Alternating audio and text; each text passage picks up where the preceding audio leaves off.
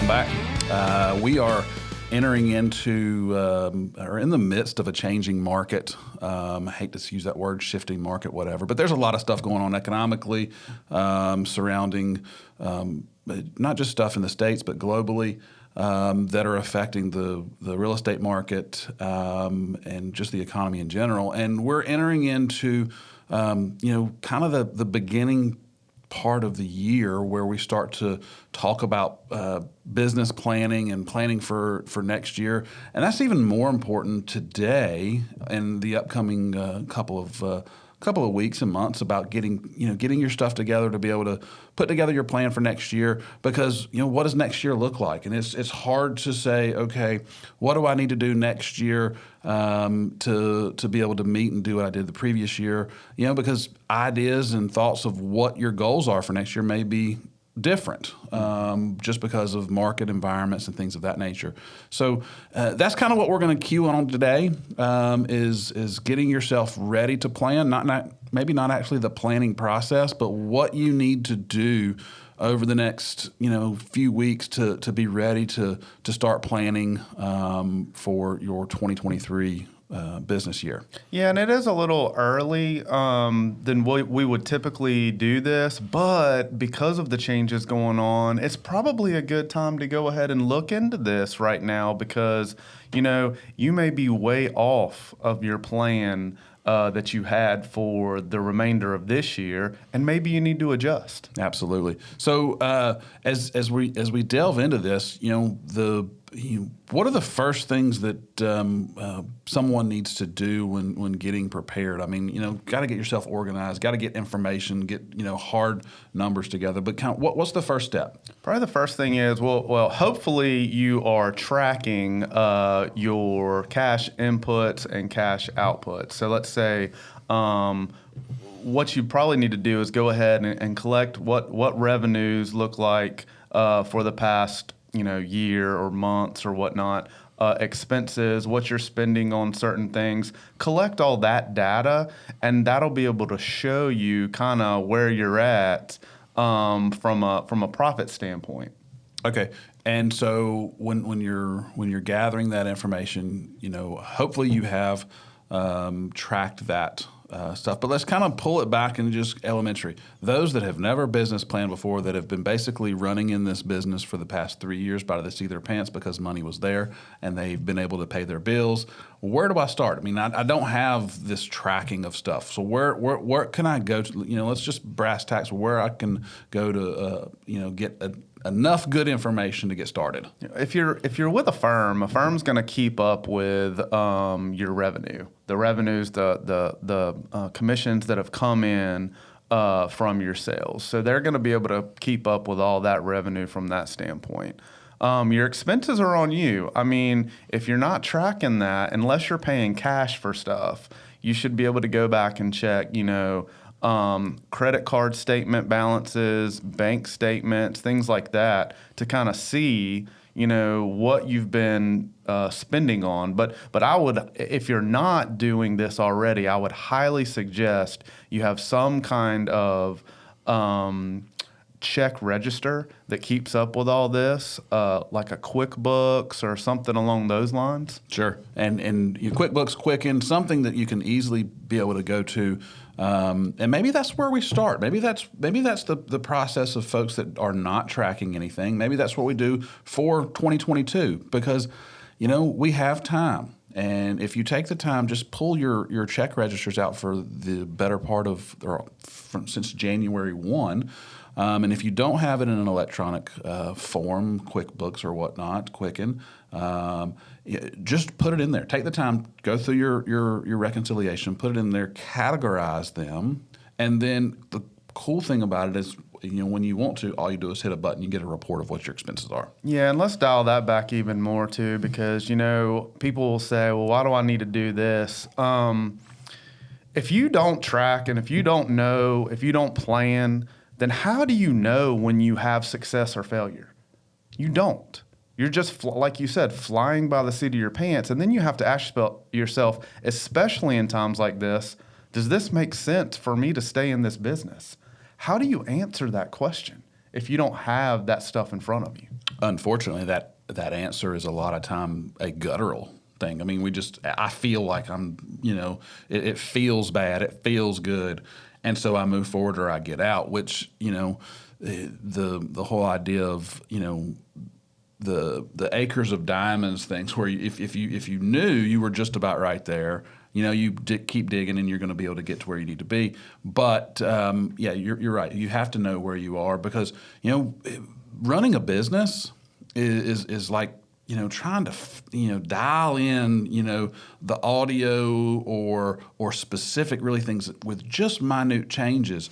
And so if you don't know what to change, what to dial in just a little bit, then your business really is this roller coaster event, because you're making big changes all the time. And be honest with you, big changes are not necessarily needed. Maybe it's small little changes. Right. Yeah. And that's where you kind of go in and you look at those expenses once you have all that out, and you see, okay, if you have the detail and you can show even, hey, I'm getting revenue based on these expenses, you can get your ROI as well. Absolutely. Okay, so we're going to pull together our numbers. We're going to put them in some sort of reporting apparatus to be able to dial in. So when looking at our numbers from 2022, it's going to be a real weird situation, and especially projecting into 2023, because the market's changing. So what do you do? What do we start to look at in the time? Do you go back to June and say, okay, well, from January to June it was this, from June to this it was a little bit different. So how are we making adjustments for market conditions? Well, so again, the best thing you can do is track, because over time, the more data you collect, the more you can tell how much change is going to happen with your personal business. Now, most people don't do that, but that would be the best thing to do, because then you can see percentage changes over different economic environments that will tell you, okay, what do I need to do to forecast, or what do I need to set this to make my forecast of revenue going forward for next year? But basically, what you can do this year is, first of all, you want to know kind of or have an idea of what's going to happen next year. Go back, listen to some of the economists, listen to people talk about what the housing market's going to be like next year. And basically, you want to put a percentage around that, because what you're going to do is you're going to take, to forecast next year's revenue, you want to take this year's revenue and apply either a percentage down or a percentage up, okay? You're going to have two components to that percentage. Number one, how much growth am I going to have because my business is either continuing to mature or has hit a kind of a plateau base. And the second component is going to be the economic component, the component I cannot really control. There's only going to be so many transactions done, so therefore I'm only going to get a certain amount of them. Okay, so let's stop there for a second. I want to kind of hit on this, kind of dive a little bit deeper into this, because you just said something that was, to me, it took me a long time to really understand this. So what a person or a person's personal business is going to increase or decrease has two components. One is something you can control and something you can't control.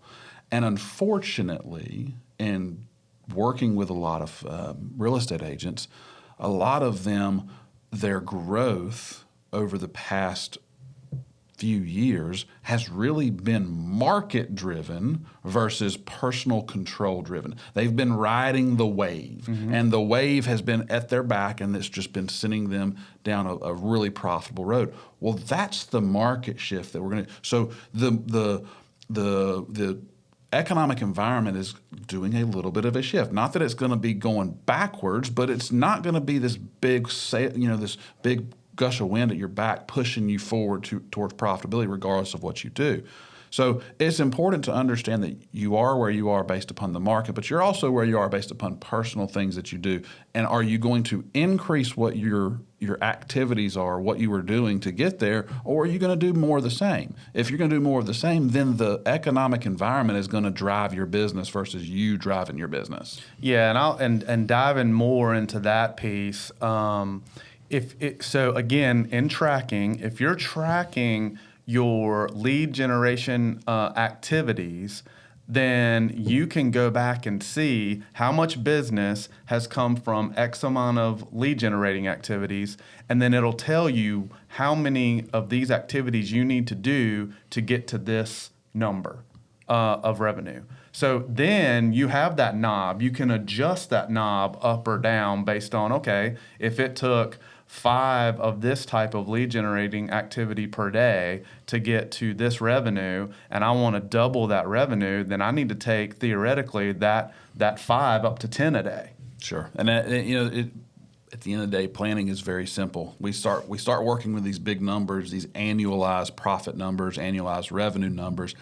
But at the end, it is literally just back to 24 hours in a day. What am I doing with that time?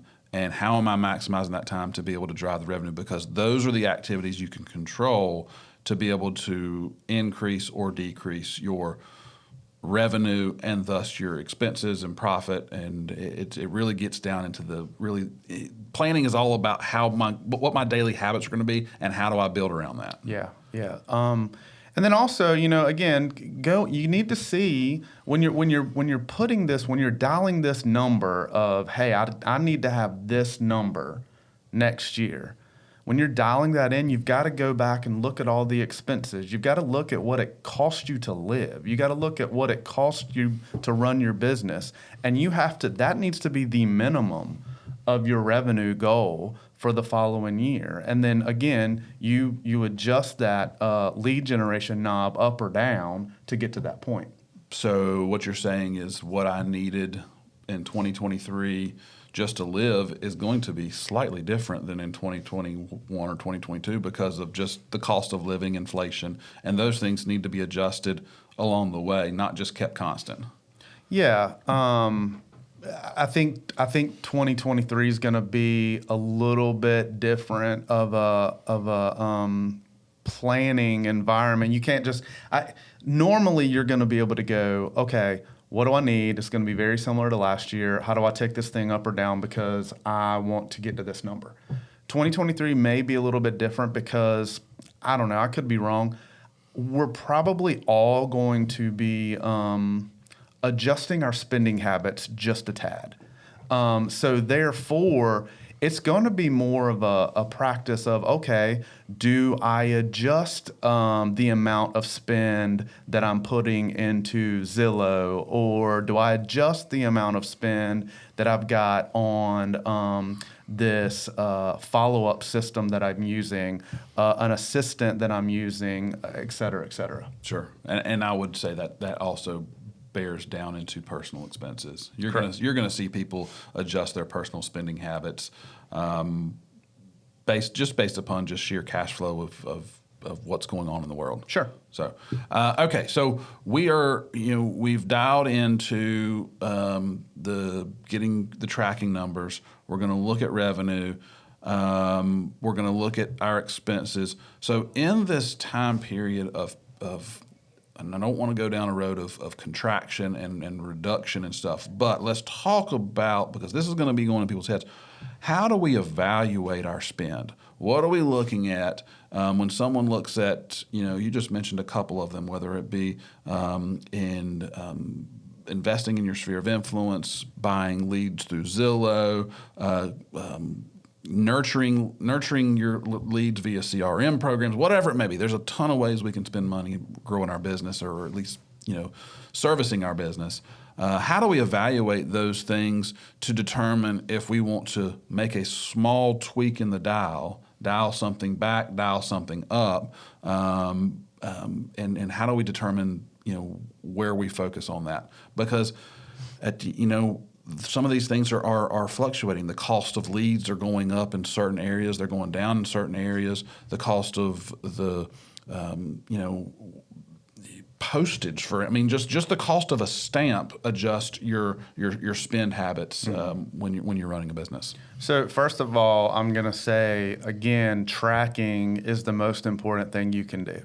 And you're going to see that there is a consistent issue here of tracking. The more you track, the better you're going to be able to do this stuff. But to answer your question, return on investment.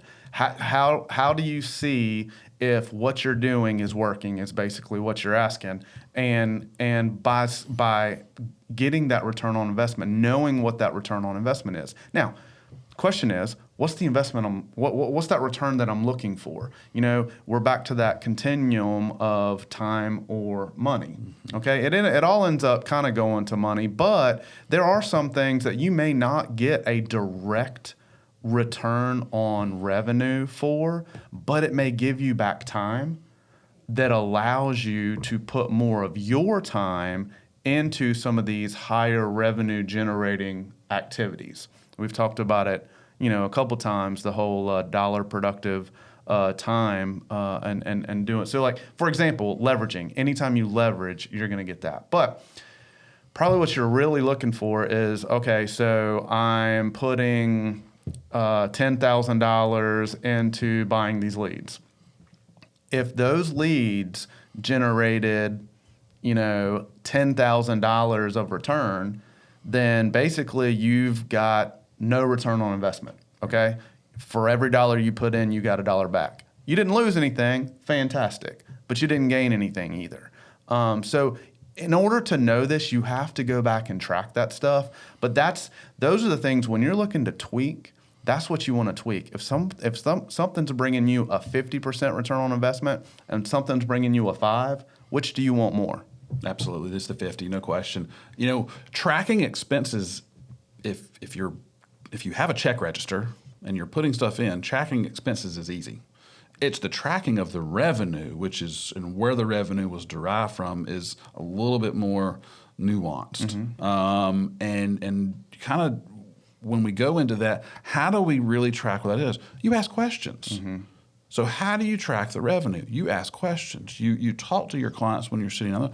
Where did you know, if it's a past client, you know that it was from your sphere of influence, keeping up with them. That's easy enough. You can just mark it over here. I spent this dollar in my sphere of influence. They've been getting it. They've come back to me. Outside of that, whether it be a referral, a cold lead, a Zillow call, whatever it may be, coming from a sign call, whatever, you can go through, and it's just a matter of putting little hash marks. I mean, it does not have to be complicated, but it's important that you track that, and that takes a little bit of effort. That takes a little bit of intentionality, and you have to do that pretty much from the start. You can't. It's hard to go backwards and do that because I think you don't really get a true accurate portray because things change. Your perception of where that person came from is a little bit different 6 months ago. Yeah, so I heard somebody say this one time. Real estate agents are, you know, they've asked people how long do you think you're going to be in the business, and most real estate agents don't ever view their business, their real estate business as a career, because I guess it's because you go through these times where, you know, you're not keeping up with that stuff. You have big ups and downs, and then we're just kind of in it and doing well until we're not. And this is one of those things that keeps you in the business for the long term. These are the things that CEOs do for their business. These are the things that anybody running a business does for their business. And you have to track and follow these things in order to tell you what the stuff you need to know, the stuff you need to be tweaking, the stuff you need to be doing better, the stuff you need to be doing more of. Absolutely. And you hit on something very important, the longevity in the business. If you like this business, you like the benefits that it provides you, then you need to be prepared to put in the work to plan to succeed. Because if you're not planning to succeed, the market is going to dictate your success or failure. I don't know about you. I don't want someone else or something else dictating whether I'm succeeding or failing. I want to be able to succeed or fail on my own with the given environment. I've always said, you tell me the rules of the game, I'm going to figure out how to win because that's what I do. That's what that is my goal, is to win. So whether it's market-driven rules, whether it is rules of regulation, government's laws, you tell me the rules of the game, and I want to win. But the most important thing is you have to be prepared to put in the time and effort to plan to be able to do that. And if not, then you really are just floating through this business with a wing and a prayer. Yeah, absolutely. If anybody has any interest in, we've actually got a business planning packet that we'd love to get in your hands. So if anybody has any interest in that, let us know and we will get that to you. Absolutely. Super easy. It helps you start to track those items. But first thing and foremost, as you're getting into the business planning season, we're not, we're in the kind of the planning of the plan right now. And as you're getting into that gearing up that mode, I encourage you, if you don't have your expenses in some sort of electronic form that you can pull reports on, do it. Go back, spend a couple of days putting in your stuff and to be able, so you can really track and look and see where you've spent your money. This coming, couple of months is going to be important to the longevity of your business, and make sure you're intentional about that. Yeah, let me just hone in on one thing. I've seen so many people that are scared to do that because they get into these systems and they're a little robust. You don't have to be a CPA to do this. No. As a matter of fact, everybody should be doing it. But yes, get it. Put your stuff in. That's really all you're doing. You've got cash coming in, cash going out of your account, and that's it. That's what you're putting in. The system's going to do everything to show you via the reports what you need to know. I think people are afraid of what they're going to see when they put it in there. True. They're going to be afraid of how many times they picked up that Frappuccino at the Starbucks, or they went to dinner and drinks that cost $150, and that adds up when you're doing that 2 or 3 times a week. But importantly, when you are doing this, is to really open your eyes to what's driving your business, and why you're doing this business. As we exit this out of this episode today, it's important to get yourself ready, prepare, put stuff on paper, and track your revenues and expenses to be able to make good decisions going into a changing market environment. Yeah, think about it as putting your arms around your business instead of just riding the wave. That's right. Thanks, guys. Y'all have a great one.